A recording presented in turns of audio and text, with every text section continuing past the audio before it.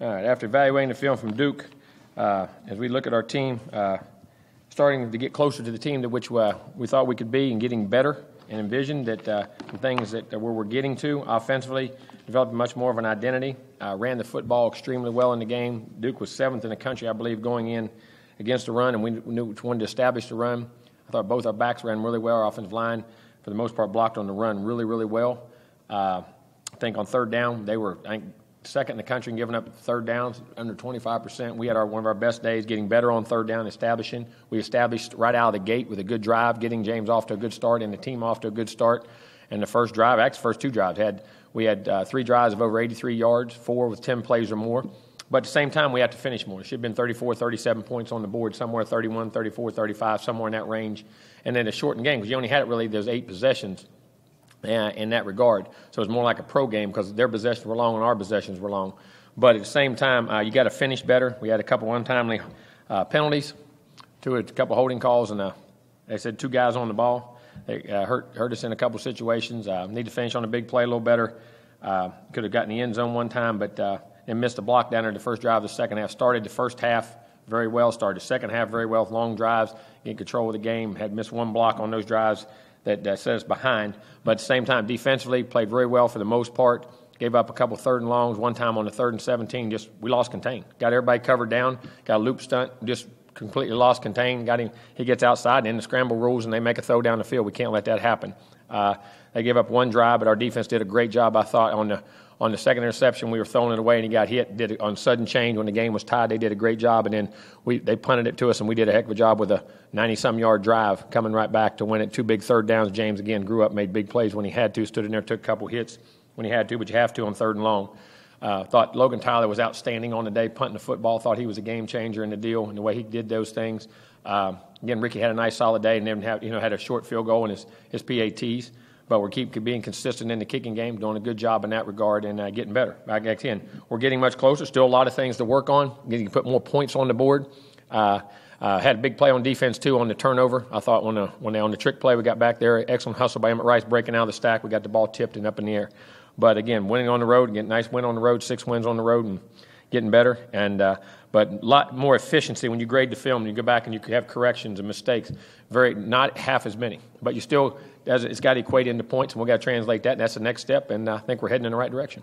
Questions? We have the microphone. Jimbo, you mentioned the efficiency being better, and that needs to translate to points. I guess what are things that you guys can do better to start? Well, just like I said, you had 2 penalties. You had a 1st and 10 on the 20, got a penalty on a holding call. Had 2 guys on the ball, which I ain't going to touch that. We're down there to get points, and I can look at the film and see. And then we're running out the clock at the end. Have a 30-yard gain to go us to 50, and we get that. I mean, it basically come down to a couple penalties. And then one bad decision by James. 3rd down, he should have just go ahead and checked it down, took the field goal, and got up 10-0 after the holding call, and that's about it. It's that simple. I mean, it's that simple in what we got to do.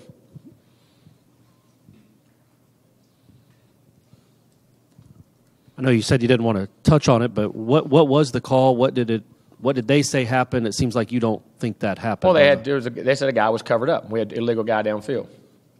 One guy's a yard off the ball, another guy's over a yard and a half off the ball. Gotcha. So, I mean, with those plays, though, I don't know, you don't like to use the word frustrating, but it did seem in that game like you guys were close. Like you 35, 38 points. That's what I'm saying. It's there. I mean, but you have to still go do that. It's not close and good enough. But the reason why the things are happening, they can see it, their vision to come off, the consistency in drives. 3rd downs, we were 6 of 13. We were much better. Picked up 3rd and long, picked up 3rd and short, broke a 3rd and short for a big one. Should have broke another one. If the receiver releases outside and runs off on the other one, the other 3rd and short that he popped out probably scores. The first drive of the second half. And Nooney getting used to the ball more. Not the ball he gets on that side of the field, he's got to put in the end zone. And that's not, I'm Chris, but we hadn't gotten him in the offense a lot. He hadn't had a lot of plays. When he gets to running and playing, you'll never get him on the ground in that. He was just so happy to get the ball out in space like that. It hadn't happened for him for a while. You know what I mean? That's not a criticism of him. It's just as we get this thing going, but we're getting very close. And you hit those 1 or 2 little big plays, and you get that executed. And then like the first drive of the second half, we could have scored there. Then we have perfect plays, miss 1 block on a 2nd and 7. We have a guy wide open in the right corner of the end zone. We're going to him. The guy, when he's blocking inside, he slid off. I mean, he was down on the guy physical and just slid off, and the guy James that's where he got the sack. In that regard, I mean, just there's a few inches. We got to keep fighting for them, but the things are there, and we got to do a better job in coaching them and putting them in that position and there. But it's very close, and the efficiencies of running the football, the balance, runs, throws, mixing the ball around. Every receiver caught it, backs caught it, tight end caught it. Different backs running it. The fullback got involved, catching a couple passes in the game. Vickers done a great job blocking. Now you got him he had a big catch for 20-some yards in the game. And you're starting to see it evolve in that regard. Jimbo, we got to put points on the board. Sorry, you held Duke to 10 points, but defensively, were you looking for more pressure up front, or was that the game plan? We got pressure. Now, one thing they do, they get it out. Now, there's a couple times, though, 2 or 3 times I thought now Sweat had a big hit. Burns, he hit the quarterback 4 times. They batted. Tell you what, they did a good job of. They batted about 4 balls. They got penetration and got their arms up. I'd like to have a little more pressure. We got to get some more internal pressure a little bit. Sweat had a big sack in a 2-minute, and he got a big hit there one time on a 3rd down. It was 3rd and 5, and the guy hit it. Got hit just as he released it, and Burns did too. But we're interested in getting a couple more negative play sacks that way. We got to continue that. And what we're doing and cover down a little bit better in the middle, right there. Cover our linebackers a couple times on the draw. We got to read the draw when they lead it and go collapse it, which we did the second half. First half, that was what was getting us. They weren't reading the draw and collapsing it down, and then and play the pass coverage a little bit better. Jimbo, how important is what Logan Tyler has been able to do over the last couple of weeks? He had a 60-yarder the other day. Again, we've looked hard, made live looks. I mean, made it go at it. We've changed some. He's worked on some technique things and just really grinding. I said he had been hitting the ball like that during spring and in most of camp, and then had that one bad game, the first one, when sometimes you get nerves. But now he's relaxed, and you can see the talent level in which I love on him, because I mean he has a game-changing leg. In other words, I mean what I'm saying is can change field position so easily with one kick, and when you do that, man, it's huge. Jimbo, obviously, with what happened at Louisville last year, is this the game that your team and your coaching staff is taking personally? No. That game's over with. It's a different team, different place. I mean, you know what they're capable of. You know that guy that has the ball, that guy's the most dynamic player in college football. Because when you do everything right, you can't get him sometimes. I mean, and they're well coached. They do a great job. But you don't take any of that person. If you take a person, then you get in your head, then you can't play. You make bad decisions. You got to play the game with the team you have right now, with the team they have, and you play the game to compete. They had a great game. They got us, okay? Let's line up and play this year. Look at the mistakes we made. Look at the things we do. See what they do, and apply it to our team and play. You guys have had a lot of success on the road recently. Do you attribute that success to anything specifically in your preparations? I'll be honest, and as crazy as it sounds, you have less distractions for players.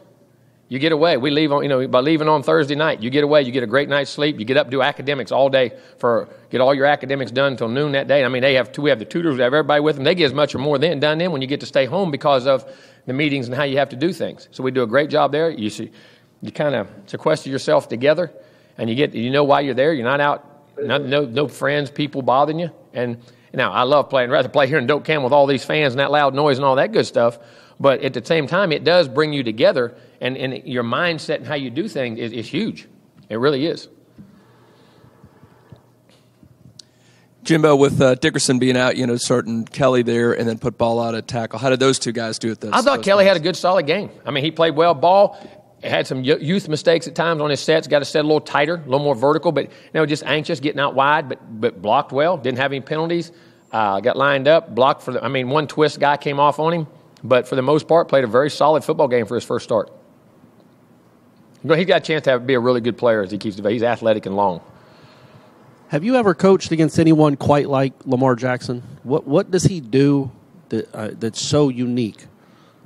The athletic. I mean, the complete ability to read and throw down the field and create long plays, throw it short, and then the complete ability not just to run or run over you, but I mean you can't get your hands on. I mean, and as I say, my term I like to say he's deer-like. That fast twitch. It can just jump sideways. Like I tell him, I ain't never seen a deer be slow. I ain't never seen a deer need stretched. Whatever it needs to do, it just takes off and jumps, runs, does whatever. And that's kind of like he does. I mean, he's right there. All of a sudden, you'll have him, and he has an instinct to move in a certain area, and you got 3 guys around him, and all of a sudden they don't touch him. I mean, there's unique players like that. And then tell you what he is, too. He's really tough and competitive. You really watch that film. He's an excellent competitor and a very tough guy, too. I know there haven't been many any quarterbacks quite like him. Have you ever coached a receiver or a skill position player that's Yeah, I've had some skill guys that are in that mold, that are that fast or could be a little faster or twitchy like that, but they don't touch the ball every play and weren't able to throw it and make the decisions he does and all that. I mean, I guess you have to say a Michael Vick type guy. I mean, he's like Vick was back in the day. I remember all of those great teams in that national championship game. I remember all that whole defense they had there. There was a ton of first-round guys that couldn't touch him. I mean, if I remember, Virginia Tech was winning going in the fourth quarter. And a lot of it had to do with him just trying to get him on the ground. And nothing against nobody. I mean, he's just one of those types of special athletes that comes around every so often. All right, we'll go to the phone for Chris. Hey, Jimbo, how you doing? All right, Chris, how are you, buddy?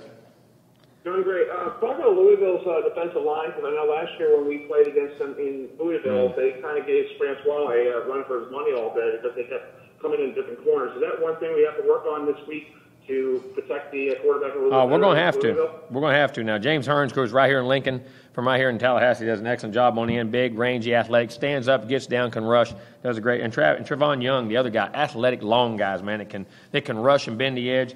Inside with Richardson, Bailey.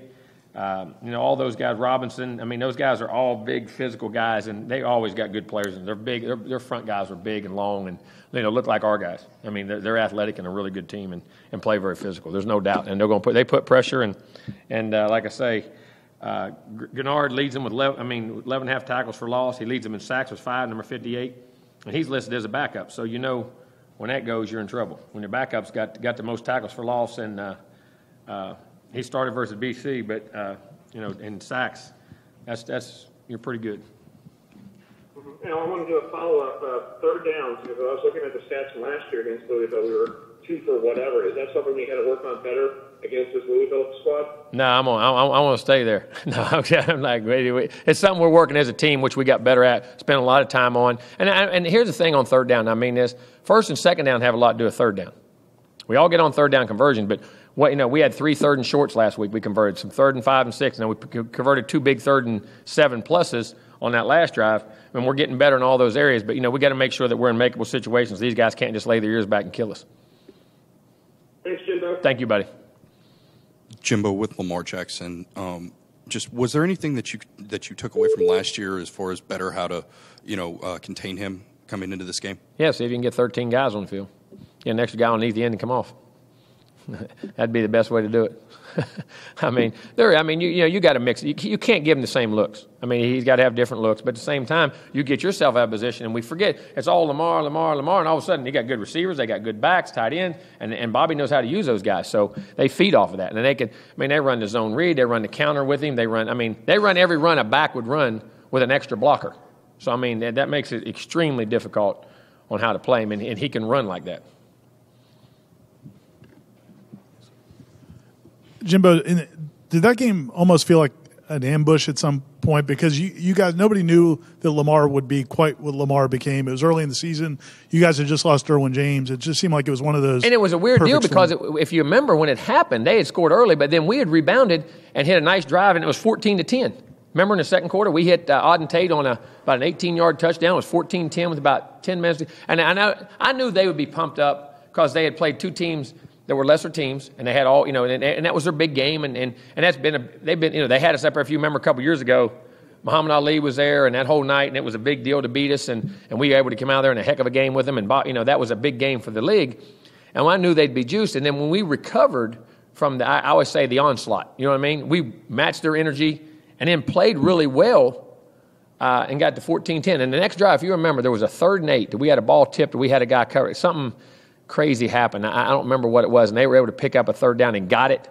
And then all of a sudden, we had a missed assignment and turned the wrong way and knocked the ball out of our hands, if you remember right. That's all it was. We had scored 2 drives in a row. It was 14-10, and then they got a 3rd down conversion somehow on a play that we should have had, and then they scored. And then the next play, I think we opened the wrong way and on a fake, and the ball hit the back, and they fumbled, and they got it back and scored. Man, and all of a sudden, it just snowballed, and it was. And then it came special teams, and they fed off of it, and they were prepared and did a great job. But they were ready to play, and I thought we had weathered that storm, and then we were just too young to handle it at that time, and it was a shame because they got an onslaught, and it should have been nothing like it was. Because then we punted bad. Remember, we hit a bad punt in the middle of the field real short, and they hit it on the run, returned 2 big punts.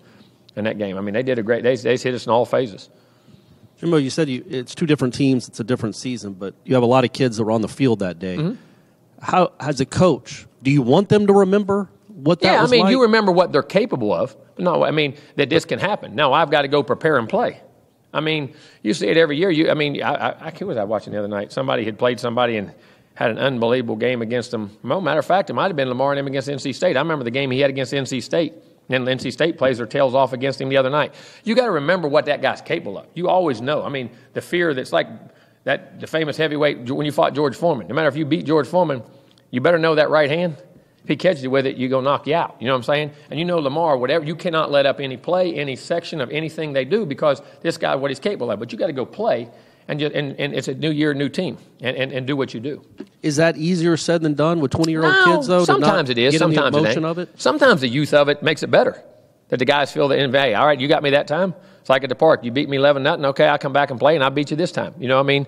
Or I'm going to compete against you. You know what I'm saying? Not saying we're going to win, but at that time, the youth can also be very helpful just as much as it does. Because, young guys, when their pride gets hurt, they bounce back usually pretty good.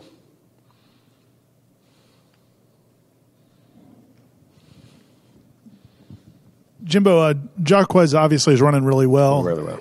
How far has he come from when he was a freshman? Because it seemed like that was something you had to harp on a lot. It was, and just learning who he was as a back, the type of back he is. Just like we're doing with Cam right now, the type of runs you got to make, and then we'll lead to big runs. But then if you really watch, the thing Jacques is doing too, the pass blocking, the chipping, all the different things, and the route running, where he's got to be. There's so many things that go into the intricacies of an offense. We see the runs and that, but the timing, and like I always say this, I always say offense is so hard to be consistently good at times because of rhythm and timing. And he knows where to be on checkdowns, how to chip, where a guy's going to need help. He made a pickup the other day on that play that we hit Nooney on, that there was a twist inside. And I mean, it's an unbelievable twist. And we got picked, and the guy came around. Well, after the block, he's taught because of that look to check the A-gap before he goes out. He checks it. Here comes the guy free, hits the guy right in the mouth. We're able to stand up and throw that ball to Nooney and pick it up. I mean, it's things that people never see that made that play going. It's not just the running and things. I mean, it's just all the little things that how you got to help out. It's like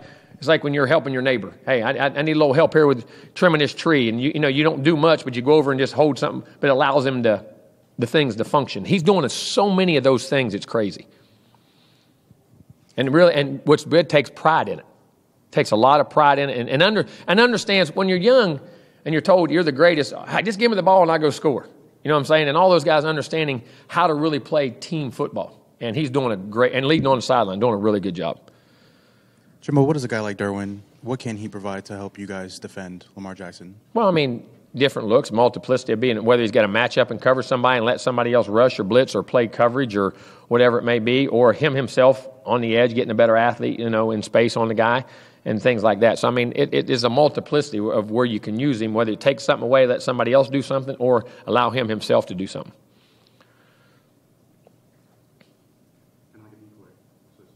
No, not a decoy. No, because when you're covering somebody, you ain't a decoy. That ball can come to him.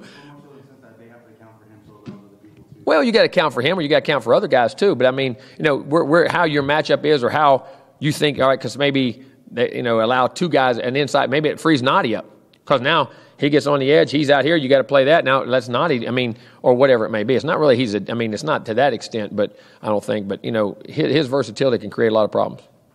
Jimbo, following up on Jacques, it seems like he also embraced Cam. There was so much hype about Cam, but he calls him his little brother. And how helpful has that been in terms of a leadership standpoint? You know where that comes from, in my opinion? Devontae Freeman and James Wilder, Carlos Williams. Dalvin Cook. I mean, if you ever watched, remember when Freeman and Wilder used to run? You think they were twin brothers. And Carlos, those three guys on the sideline, three-headed. I mean, all those guys, I mean, they were all highly regarded. When to make a play, they were more excited for the guy than they were for themselves. And then, they did that with Dalvin. When Carlos and them were here with Dalvin, he did that for them. And Dalvin did that for Jacques. And I think understanding, you need two guys, you need three guys, and it's the team concept. And listen, when you know you can play, and you're a good player, all right. Listen, I'm gonna get mine. I got to have this guy help me. You know what I'm saying? And it's supreme confidence in yourself, and I think it's been passed down. Jim, I believe you have 4 turnovers in 5 games. Is this just a cyclical thing, or is there something you can do more to create more turnover opportunities? Well, you just got to play hard, get tips. Turnovers come in bunches. You got to play sound football. You can't go play for turnovers. You start gambling, now big things come. You get you pressure. You got to rush the passer, make the ball come out early, be in tight coverage. When those things happen, take advantage of the opportunities. Tackle in bunches, strip the ball. Creating pressure to the quarterback and different things in that nature, and then creating negative first down plays. Creating first and second down plays that get negative to try to create long yardage situations to make people take chances. I mean, in that regard, too. And just keep playing hard, sound defense, and when you get a chance to make a play on the ball, you got to make a play. I was wondering if I could ask a little bit more about Jonathan Vickers. Was he initially receptive to making that move, and have you seen him kind of embrace being the guy who gets the block that springs the game-winning touchdown and that sort of thing? No, there's no doubt. Johnson's a great guy. He's learned that role, and listen, he can catch the ball. Now we're starting to incorporate him in the running game more, catching the ball out of the backfield, a complete guy. And again, little unsung hero things in what you do, and that's when he sees that's where his role was, and he got very good at it. He's being very unselfish and doing a good job. With Cam, you talked about at the beginning of the year how he wanted to break every run. Mm-hmm. How have you seen him develop into a more patient runner? Well, I mean, we're educating him. Jay's doing a great job of educating him every day on where the run should go, not the result of the run. The read takes you here. You stay here. You push that pile. You hit that hole. You do this. Trust everything about the process, about how he does it. Jay's doing a great job of that, and we're trying to do that offensively. And then then that natural instincts, because what I think happens when you're trying to break touchdown runs, it goes back to my saying, see a little, see a lot. See a lot, see nothing. He's seeing everything and was trying to bounce around instead of training his eyes to read the blocking scheme in front and reacting. And all of a sudden, that road's taking you to where you got to go, and now the big runs are starting to come. At wide receiver, do you have hopes of getting Keith Gavin and George Campbell back in the mix this week, or what's their prognosis? We'll see in time. I don't know. We'll have to wait and see. This is going to be kind of an odd question, but do you enjoy, if you weren't coaching against him this week, would you enjoy watching Lamar Jackson's film? Yeah, I mean, you enjoy watching any kind of player that is dynamic like that because you don't get to see those guys like that all the time. But as a coach, I assume you don't rewind it and like, oh, wow, look at that play. That's an unbelievable play. I want to watch that I will. again. If I'm watching film, I'm watching defense, go back and say, wow. Because then you look back and say, all right, how did he do that? And what did he do that? Is there certain keys, the way he moves? Does he cut a certain way? Does he spin a certain way? Does he always look a certain way? There's certain things that happen that he likes to do. I mean, you study it as you admire it. Has there ever been an opponent, going back in all your years, that you really admired and you made a point of watching his film and rewind it? Oh, lots of them. I do. I mean, I respect other guys and people who play the game and play the game hard and play it the right way. I have been receivers, been offensive linemen. I mean, been phenomenal offensive linemen I've went back and watched. Running backs, quarterbacks, defensive linemen. I go back and watch. Some of those guys I've played against and coached against, you're going, Lord almighty. You sit there and you're crying as you're watching it, but you just admire the ability and the admiration of how to play the game. Guys have been on your team. I've been on teams with guys and used to go watch the defensive film. Of certain players just to watch them play. Guys that I've been here with. I respect guys who play the game the right way and have that certain ability. Jimbo, you mentioned how James is giving you good information when he comes off the field. Mm-hmm. How about after reviewing film and week to week, is he not making the same mistakes more than once? No, he isn't. He doesn't. And he comes in, he'll come in after watching his film at home on his iPad, have a list of questions. I did these wrong. Did you see? And I'll have my list of things and just things that interacts. He likes that interaction and things and doesn't repeat things. I know. A couple of things, there's things that are harder that you got to work more time on. They're not polished, but you see him getting better and better each day.